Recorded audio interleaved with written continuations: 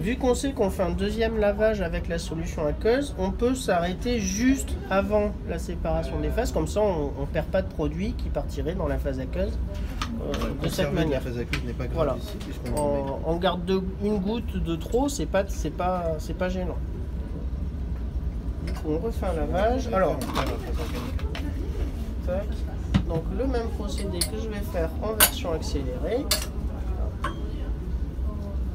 Et là, du coup, ça devrait être moins réactif parce qu'on a déjà fait réagir la plupart du temps. Tant que ça dégage, de toute façon, c'est qu'il y en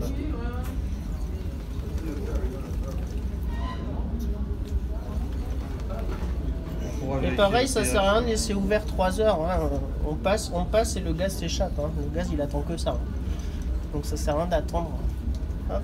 Parce que des fois, on voit des gens qui restent ouverts 30 secondes, ça sert absolument On à peut rien. vérifier le pH de la phase aqueuse pour savoir. Et on pourrait vérifier, si on était consciencieux, le pH de la phase aqueuse. Pour voir s'il y a toujours des traces acides.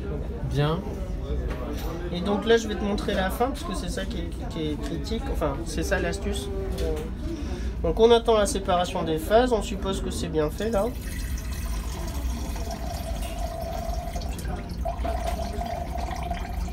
Et donc un peu avant la fin, on peut s'arrêter. Voilà. Vu que j'ai été un peu rapide, il reste, voilà. Il reste un peu. Et l'astuce que j'avais appris, c'était de, à la fin, quand on voit le... Donc là, je vais me mettre au ras. Laisser un peu d'eau. Non, là justement, non.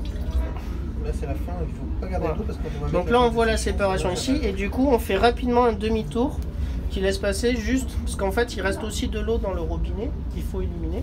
Et donc de faire un demi-tour, ça permet d'éliminer justement cette eau, enfin cette eau qui est là-dedans. D'accord. Donc Donc là, juste tu as privilégié remettre l'eau tout en bas et pas garder d'eau. Hein. Voilà. Et donc Ça là, marche.